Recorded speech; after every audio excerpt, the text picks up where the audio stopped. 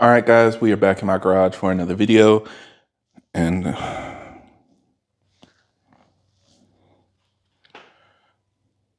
right, guys, we are back in my garage for another video. And yes, today we're not talking about the B58. We're shifting gears to talk about the S58 engine. In particular, we're going to be talking about the latest world record that has been broken by Mike Body and his team. I know we were talking about records a lot earlier this year, and I said I was going to wait to make another video until something more notable happened.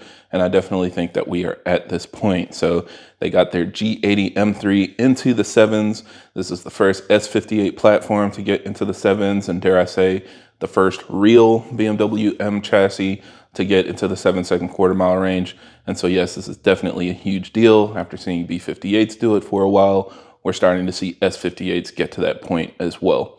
So in this video, we'll talk a lot about the actual setup, what they did to the car to get it to that point, as well as some of the things they think they would do to push it to the next level and continue pushing the platform. So we'll talk about that in this video, and hopefully you guys find it useful.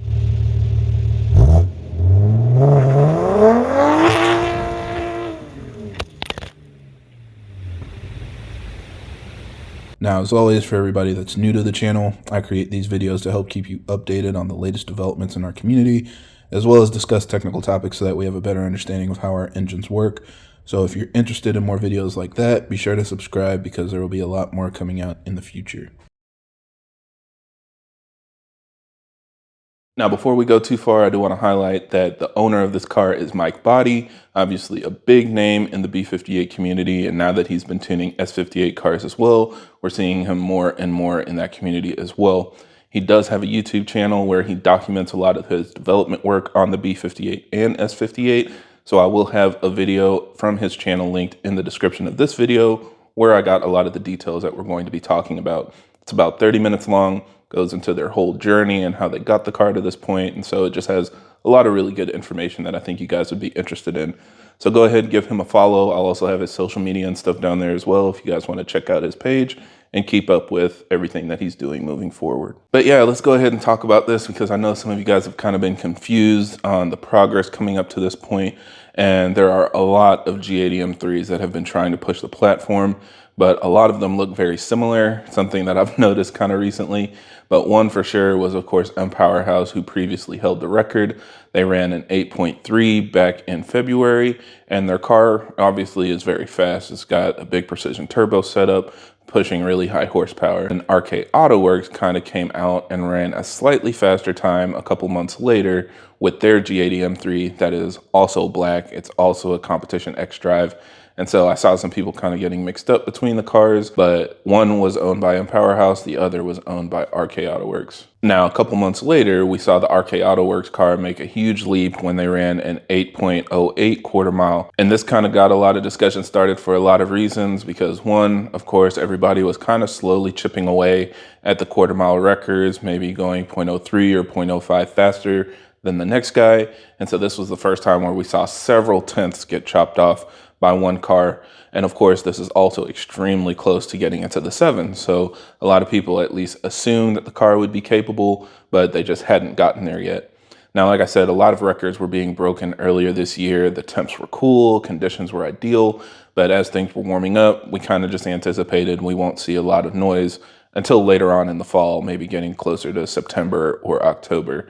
But RK AutoWorks continued pushing their car because they have an entire S58 program of parts that they wanted to push to the limits. Now, one thing I'm not sure about that happened during this timeline is at some point the RK AutoWorks shop car was down.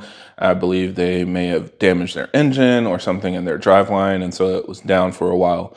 And to continue pushing the platform and developing their products, they asked Body if they could run their parts in his car. And so his car is known as the tennis ball. This is the one where you can definitely tell the difference because it's that bright highlighter yellow color. And he said absolutely. He had been tuning his car for a while, pushing for stock turbo records, and then was ready to continue pushing for big turbo setups and built engine setups.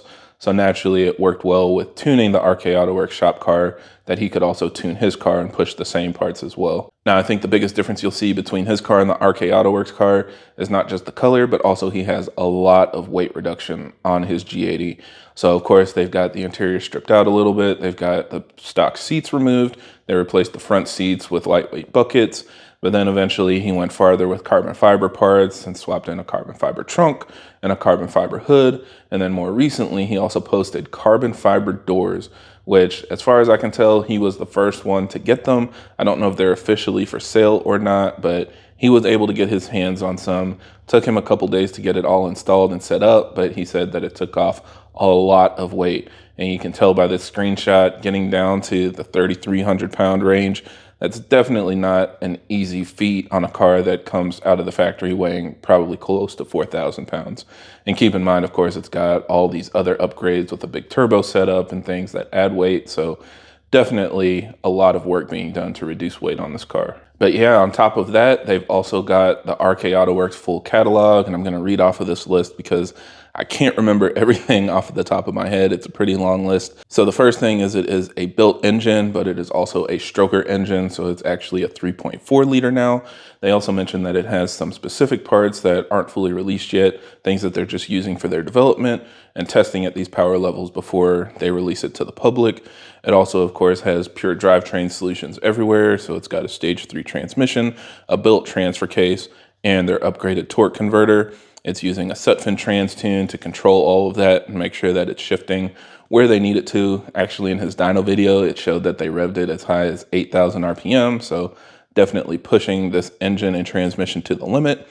And then it has an RK turbo kit, which they do have for sale, but the turbo that's on it is a special G45 setup, which they said they don't know the exact rating on it or anything, but it is something specifically made for their goals that they got. And obviously it supports a lot of power because when they dynoed it, it made 1,500 wheel horsepower and almost 1,400 foot-pounds of torque. So an incredible amount of power and torque. They mentioned again that they're doing this specifically because they want to test the stroker engine at its limits, and some of the things that they've done in the engine to increase the capacity is potentially going to be weakened by extra torque. So this is their way of testing it and making sure it can handle the abuse. It also has the RK AutoWorks race intake manifold, which is going to be their newest intake manifold offering.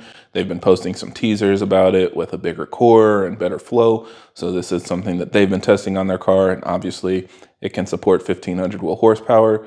Body actually mentioned during their pass, at 1,500 wheel horsepower, running a 7-second quarter mile, the intake temps went up 12 degrees. And that's running over 50 PSI through the turbo, no ice box, just the intercooler doing its job. So incredibly efficient, at least from this perspective. I'm sure they're going to continue testing it in different conditions, just making sure that it's doing everything they want it to. But just from that example, it seems like they're on the right track. Now, on top of that, they've got an RK AutoWorks fuel system, which they said is kind of like a surge tank setup with 3 fuel pumps. So this is even more than most of us running the dual fuel pump setups. At their point, they actually needed to add a 3rd fuel pump. It also has Kelford cams, drive shaft shopped axles, and yeah, it's tuned by body. Also keep in mind that the RK AutoWorks car was tuned on boot mode, but once they pushed past a certain point, they switched tuning to Ecutech. So the tennis ball body's car is on Ecutech using a motive reflex for boost control, fuel control, and all of that. They just felt like having that integrated CAN communication gives them the extra safety and capabilities they need to push the car to this level. So yeah, they actually posted a draggy video, and here we can take a look at what the run looked like.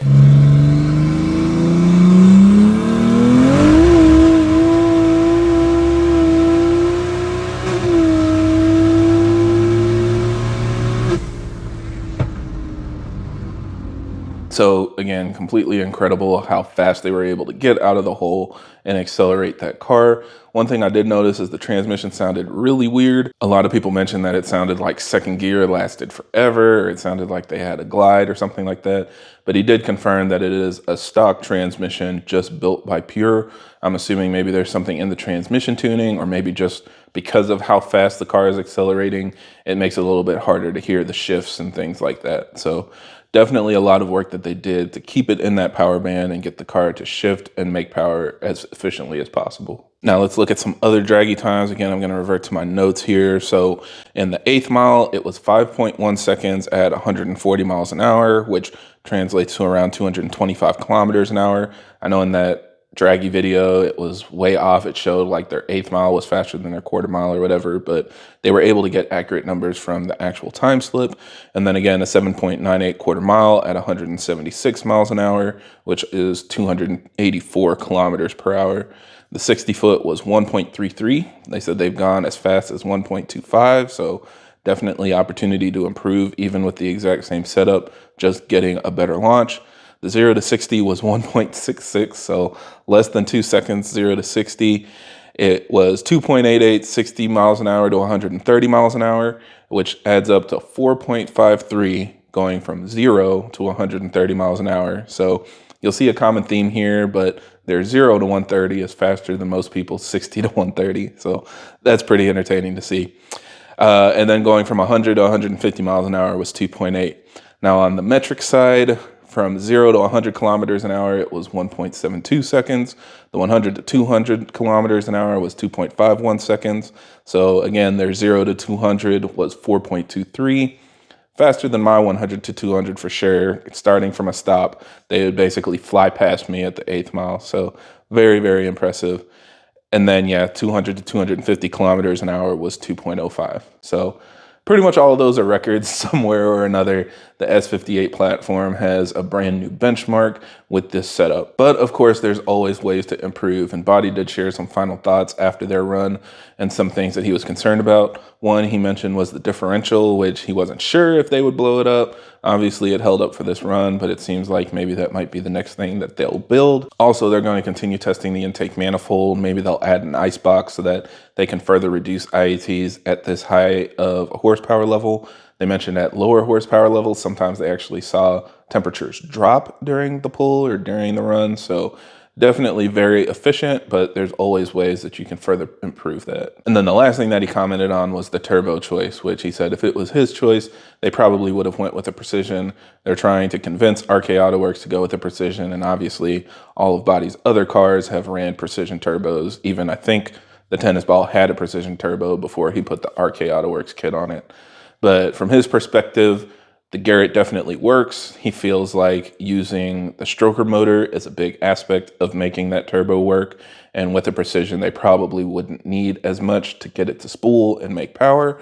But, you know, this kind of RK AutoWorks thing, they use Garrett turbos on their cars, and this is what they're a fan of. And there are a lot of fast cars using Garrett turbos as well. So a lot of it is personal preference, but in his point, he thinks that if they were to change to a Precision turbo, they could potentially make more power with quicker spool. But yeah, that pretty much recaps everything. Again, definitely check his video out for more details where they talk about the tuning and pushing the boost levels and kind of checking different things on the car as they were going through their different runs and testing. It's really impressive to get any car into the 7s, but being the first is something that you can never change. So congrats to those guys for getting to this point.